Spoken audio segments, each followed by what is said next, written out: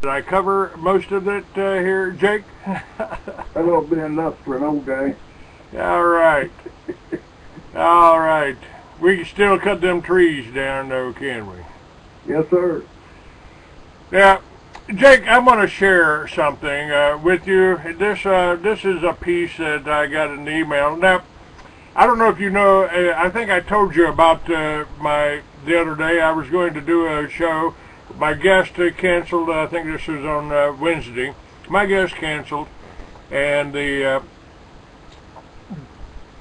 I had another guest send me a video, and I'd watched that, and I thought, well, it's about the coming end of the world, supposedly, on the 21st of December here, and the guy really explained it pretty well. What the Mayans were talking about is not the end of the world, he says, but the end of time, because we're coming around in the galaxy for every 200,000 years or so. We pass through the same spot, and much of the same thing happens.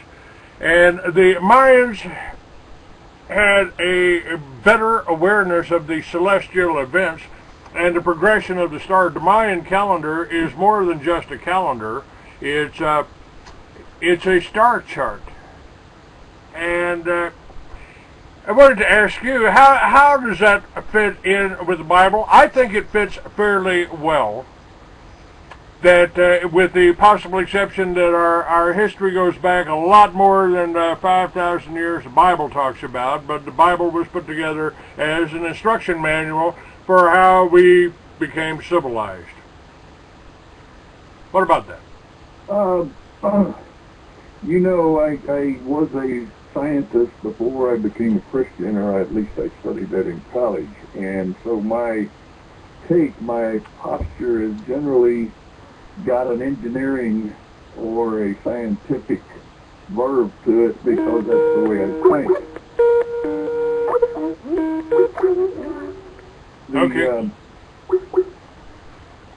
The lining up, if you will, of electromagnetic fields such as the Earth and our solar system, and we as electromagnetic entities that the Bible probably refers to as spirit,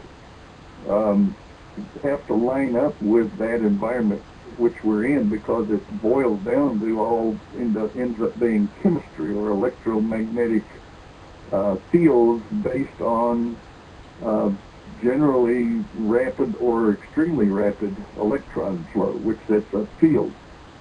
So in that vein, I think, and of course I have a different take on the longevity of the Bible history. I think it's closer to 7,000 years if you go ahead and everything up and look at the point of God created everything that we know on this little planet and whatever we got around us.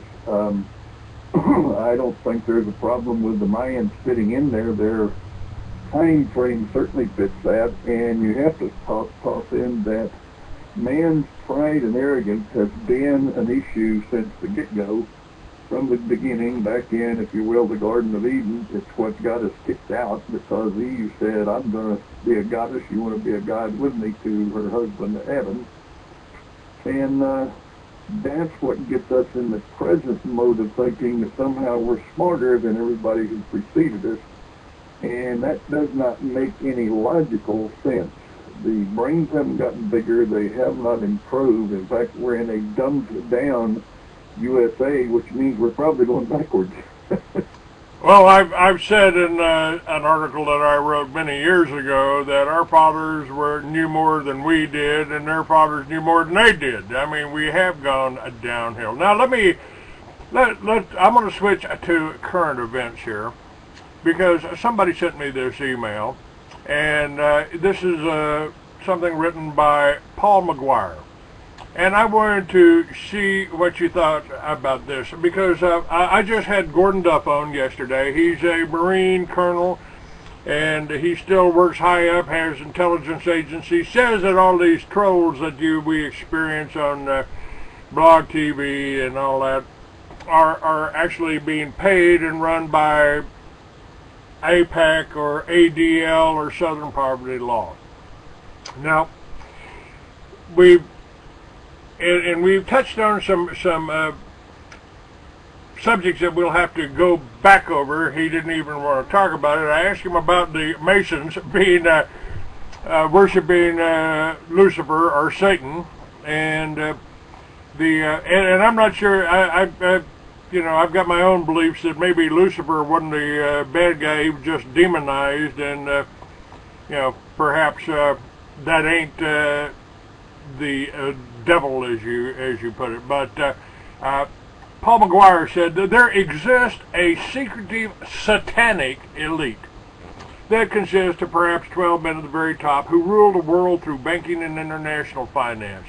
Publicly, these men pretend to be humanists, but secretly they have chosen to worship Lucifer. They are now in the process of the final takeover, where they will bring a one world government and one world economic system beginning as early as 2018. Their primary means of achieving this goal is through control of the economy and through scientific mind control. In the United States, talking about the dumbing down, the primary evidence for the success of their mind control operation is the fact that the thinking, belief systems, morality, behavior, and religious beliefs of the average American have radically changed in a few short decades.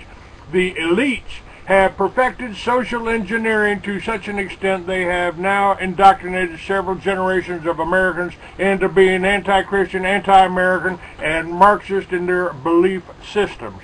The stealthy nature of their strategy has developed politicians at the highest level who are programmed like Manchurian candidates with synthetic personalities. They have developed Manchurian actors and entertainers as well. Going back to the League of Nations, around 1918, the church was the special target for social engineering through the efforts of the Dulles brothers, who was financed by Rockefeller. Today, the majority of American Christians and churches no longer believe in things like Satan, prophecy, the Antichrist. The satanic elite know who their master is and will follow his orders unto death. Unlike Christians who no longer go to church and read their Bibles, a highly organized hierarchical army of Satanists faithfully perform their satanic rituals, which include human sacrifice of babies and the abduction of children, along with adults. Or rituals include drinking human blood, drug taking, brutal rape, and sexual orgies. Many of the people at the highest levels of government, finance, media, and culture participate in these satanic orgies and rituals in deep underground caves in Europe and other locations around the world. Your opinion, Dr. Wade? I have two, with the exception of one, and it's a major point, but with the exception of one statement he made or one name he used erroneously. Amen to the entire bit that you read. It's not only morally and philosophically accurate, it is historically accurate. If people don't want to hear this, because it means our society has become corrupt and ugly. The only bone I have stick with it, and he corrected that within what he wrote, and he's calling it satanic, he's calling it devil, he's calling it Satanist, all that sort of thing. Lucifer, as you pointed out, and let me set the record straight on this, Lucifer never was a bad guy. He was in heaven on God's side. He was one of the, if not the head angel. He was the light carrier or bearer. He only became Satan when he was kicked out of heaven for wanting to take over. And this guy's point about everybody changing and religiosity changing and the moral fiber changing is the same thing that happened with Lucifer. So his followers, as it were, would do the same thing. They are, and Luciferian is, if you want to use that term, would mean good guys, because this is pre-fall. The fall of Lucifer became Satan. That is evil. And when you cut that and split it properly, then yes, all that satanic stuff is the root of our problem. And that's supportable biblically. If you look at Isaiah 14, God through Isaiah made it very clear. He says, boy, you're pumped, you were Lucifer. but you've been shot down, you've been knocked out of heaven, you are going to the pit because of your pride. And he said, you have said, I this, and I that, and I that. And all of it was aimed at taking over and being a big shot. And your pride's going to be the thing that throws you in the pit. That's the bottom line problem with this country, and probably the world. Now, I've got it up on my website here. I've had this up. I mean, you know, what we're fighting here? Why do nobody want to talk about communism? We fought a Cold War against communism for how long? 50 years. This was another false flag war. This was a waste of time. It was a way to suck money out of us, in my opinion, because the Russians have never been our enemy. They were our friends. Let me throw in a comment that I heard, and I know we don't think that Rush Limbaugh is truly on our side, but I listen to a lot of different sources, as you do, and I was listening to Limbaugh the other day, and he had a caller in who had been in, this may have been Poland, but she was from one of those communist countries, socialist, and she was crying. She was on there screaming and crying. She says, this country, I escaped that stuff, came to this country to get away from it, and we're doing exactly the same thing I saw in my country. This is not some politician. This is not you and me as political scientists or Bible waivers. This is a lady who lived through that mess, managed to escape, and revealed it when she talked about where this country is going and how to do it.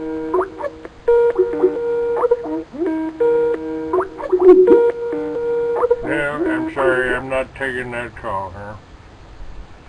Okay. So, well, truth escapes out. I mean, there are people that I sort of admire, like Pat Buchanan, who won't talk about the banksters, won't talk about the banking system, don't want to, because, and I asked him, I said, how could you do that show, Pat, with that liberal Bill Press? I said, how could you do that and keep from walking around the desk and just slapping the tar out of it? He said, well, Hey, I heard another caller in. I think it may have been on one of those other kind of talks. It may have been even Alex. I don't know. But they called in yesterday or the day before. I am pretty sure from the speech, and she didn't sound uneducated or hick, but she sounded dark. You know what I mean? Black. What they call themselves black. She was irritated. She was embarrassed. She said, for 15 years ago, up until 15 years ago, I voted Democrat because of my people, because I thought I should. And the host of that show said, what changed your mind? And she said, I began paying attention. And I think that's the problem. You talk about Limbaugh, you talk about Alex Jones, you talk about Buchanan, whoever. I think 99% of our people in this country, no matter what the position, are not aware of what you keep talking about it, and that is they are serving an evil, Satan-driven communist faction. I don't think they're aware of it. I think these people really, for the most part, either believe they're right or they're afraid they can't change anything, so they continue serving the beast. Well, they do that. I mean, I joined the Army when I was 17 years old, took that oath to defend the Constitution, and when I got out, when I got disappointed in the Army and didn't continue with the career, I read the Communist Manifesto, and I was pretty stunned because every plank on the Communist Manifesto is intact in America today, and has been for almost 100 years. We're approaching 100 years of banker rule, and our founding fathers warned us You know, Thomas Jefferson, if you ever allow a private bank to issue your money, your children will wake up homeless in the land that we conquered. Now, the Bible warns us against you. The political scientists probably can back me up on this, but this started very shortly after the War for Independence, when the country as it is first started, because of who we had borrowed money from initially. That's right. They borrow money and they want to take over. That's right. And the Bible warns us about that, doesn't it? The borrower is a slave to the lender. Yes. They have refined. Here's what's happened, folks. Let me try to put this in a term that you can understand. Their system of mind control, they have refined their system of mind control to such an extent that the slaves don't know they're slaves. They're well entertained. They've got Dancing with the Stars. You get to watch all these beautiful people. You know you'll never be that pretty. And you are hypnotized. And I think the Bible warned us about that too. The beast. The beast is that television, and it's more than that. It's the computer behind that television that keeps track of everything that you do or say. Oh yeah, and I've got a simple statement even the most simple-minded could understand. The aim of the opposition, of the satanic undercurrent of this, is to keep us dancing fast enough we don't realize our pants fell off. It's be afraid, be very, very afraid, and divide and conquer. All the oldest maxim in warfare from the days of Sun Tzu.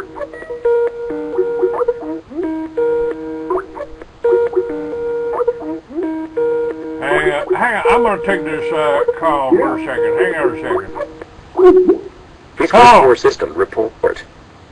Your computer ID is 17764-B. They've changed the thing. I blocked these calls forever here.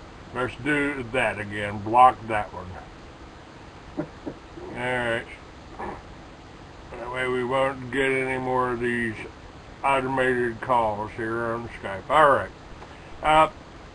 Now, you know, Voltaire, that was several hundred years ago, I think. He told us you can identify who your rulers are by who you're not allowed to criticize. Now, we're not allowed to criticize Israel. We're not allowed to criticize the Zionists. And I want to point out about that. I just read something that you sent me by a Jewish gentleman working for CBS. He said he didn't care about Christmas. He doesn't care how we worship. He doesn't care if we have a manger. He doesn't get upset about it. And I think that's good, because there have been Jews out there like Aaron Russo, like Benjamin Friedman, that told us what happened, or what really happened in World War II, that told us what the communists were. And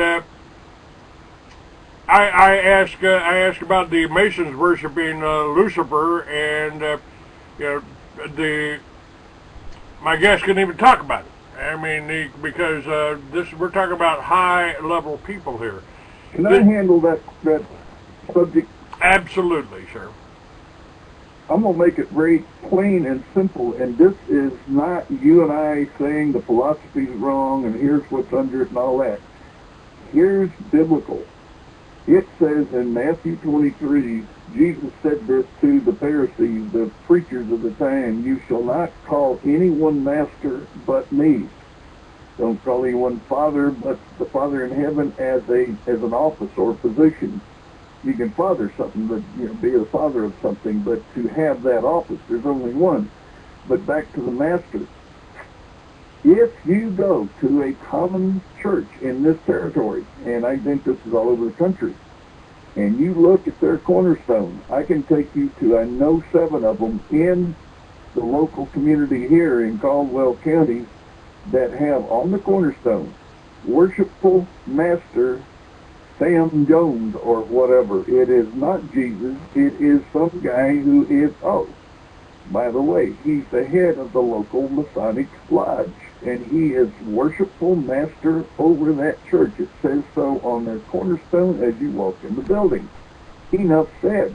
Forget the Satanic, forget level 32, forget all that you and I know. That's enough. That's our churches, and by the way, I want to take this opportunity. I've told you folks, and this is basically the one thing that I think there's two things that we can do to oppose this evil. One is this kind of show, this education, what I did with the Free American Magazine, what I've done with my books, Mystery Babylon, and what I'm doing with this show right now, putting this up on YouTube, putting this up on Blog TV, putting this up on my Free American site. And the other thing is education. Now, I got my education sitting on my grandfather's knee while he read comic books to me. And he moved his finger along the words as he read them. And so when I went into school in the first grade, I could read at a 6th grade level. And I did. I read every book, every science fiction book in the library. I did a hell of a lot of reading. And the most important thing, I've interviewed Charlotte Iserbyte about how the school systems are dumbing down children, how they're trying to chip them right now, and which could be the mark of the beast. I've got Dr. Dennis Cutting's book where he lines up the National Education Association of this country's mandate with the communist mandate, and it's point for point. And they have done what they intended to do. That's right. And this communist doctrine has also been listed.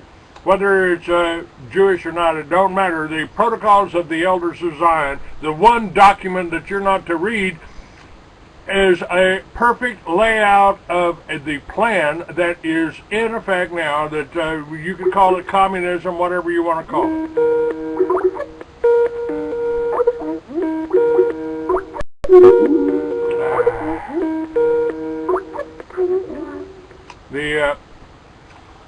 This plan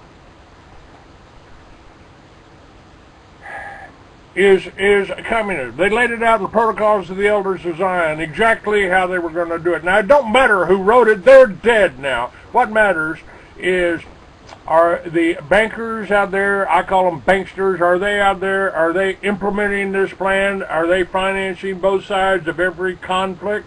Are they controlling, you can't win a war anymore. We didn't win a war in Korea, we didn't win a war in Vietnam, we hadn't really won anything in Iraq, or, well, we did get to protect the opium poppy crops in Afghanistan. You know, that certainly helped the pharmaceutical industries out, because, whoa, let's see, they control all the legal use of it, and if they can control the legal use of it,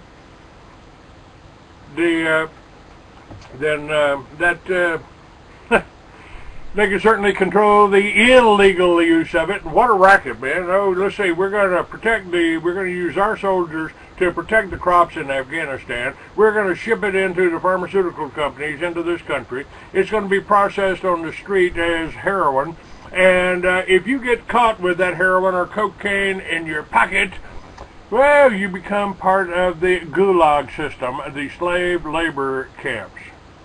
Well, Clay, the only difference between, what makes it illegal is that they don't produce it. If the pharmaceutical company isn't producing it, it doesn't get past USDA. Right. And they've been doing this to us for 100 years. That Coca-Cola you're drinking, that used to have cocaine in it. May still. They're bringing it back. So I hear. Now, again, Timothy Bible College, we first got started when you were starting the Little Red Schoolhouse. This and the cool thing about Little Red Schoolhouse is your child never has to leave the home. And with the computers today, which we didn't have 50 years ago, the computers today, your child can get an education in the Little Red Schoolhouse. And Timothy Bible College. You can go all the way up and get your master's degree from Timothy Bible College. We've got a new program that I just started that we put together that's called Coincidental Diploma Program for the people, the kids you're talking about that are 8, 9, 10, 11, 12 years old, that maybe mom's by herself or both work, and they have no way of keeping the child during the time they don't have to be meeting with us or whatever they might be doing. We set this up so, okay, our taxes are paying for that child care service. Let them keep going. You're paying for it. We'll meet with you on a Saturday, and you do the CD and do the program and assume that, okay, some of this stuff they're teaching is fairy tales, but they're going to get them anyway. And so we're going to do, coincidentally, we're going to teach them the truth, and they have a CD, and we meet with them on the internet, on Skype, and have a class, and if they have any trouble with math or language, we clear that up and fix them and bring them up where they make good grades in the public arena, which is the indoctrination program, but they get a real education at the same time because they're working through this program. And by the way, this is, if you're in the Austin area, you can get personal attention from Dr. Wade. If you're in California or New York, this can all be done by Skype, by the internet. And we have to make use of the advantages we got. Everything's a double-edged weapon. You know, the internet, they can certainly keep track of you. They can keep track of you, but it's, you know, it's a double-edged sword. We are able to communicate. We might as well use it. That's right. That's right. You know. Now, this battle that we're facing, again, the Bible tells us this is a battle of principalities. That's right. This is, and it's pretty simple. It's good versus evil, but your churches have been compromised. Your governments have been compromised. And how do we deal with this? I mean, I think that's the biggest problem, what you just touched on, is that, you know, it's been a struggle keeping the church in the way church in the wilderness going financially. It's been a struggle keeping the Timothy Bible College open and the little schoolhouses we put together. Because there is no tax money coming our way, because we won't dance with the Illuminati or the elite or the federal indoctrination program, they purposely make it very difficult for you to keep going. And what happens is, and our guy down in Yoakum, Texas went through it, but the reason he did is in order to keep